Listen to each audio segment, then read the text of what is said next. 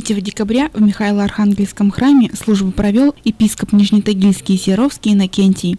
Святого праведного Симеона Верхотурского, всех святых земле Российски просиявших святых праведных, Бога Отец Иоакима и Анны и всех святых, помилует и спасет нас, яко благ и человеколюбие. Решением Священного Синода Всевысшего органа Русской Православной Церкви 27 июля 2011 года вместо одной Екатеринбургской епархии были созданы 3 отдельные – Екатеринбургская, Каменская и Нижнетагильская. К последней относятся и приходы Кушвинского городского округа. Визит в Кушву глава Нижнетагильской епархии планировал еще в октябре, но из-за загруженности владыка Иннокентий смог приехать только сейчас. Было много всяких разъездов, командировок. И я вот отсюда давно, я перед ним виноват, я уже давно ему обещаю. Это один из таких наших форпостов православия на Уральской земле, на Тагильской. Но думаю, раз он такой вот крепкий, то он еще и подождет меня немножко. Но вот он дождался. Я буду приезжать, конечно, сюда, тут недалеко. При полном храме владыка совершил божественную литургию, после чего обратился к прихожанам с проповедью. В недолгой беседе правящий архиерей обозначил и задачи, которые на сегодня стоят перед Нижнетагильской епархией и священнослужителями. Приоритетные задачи всегда в церкви одни, чтобы как можно больше людей спасалось. И самая главная задача – прийти к людям, чтобы церковь была ближе к людям. Ну, есть батюшки, есть храмы, но есть и общецерковные задачи очень важные. Они, представьте себе, были в одном месте, допустим, в Екатеринбурге, а это была все-таки провинция такая далекая. Теперь это тоже центр.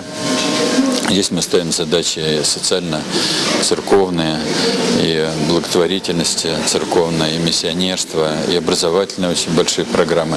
Но это все такая вот деятельность внешняя. А внутренняя деятельность церкви – это деятельность епархии, епархиального архиерея.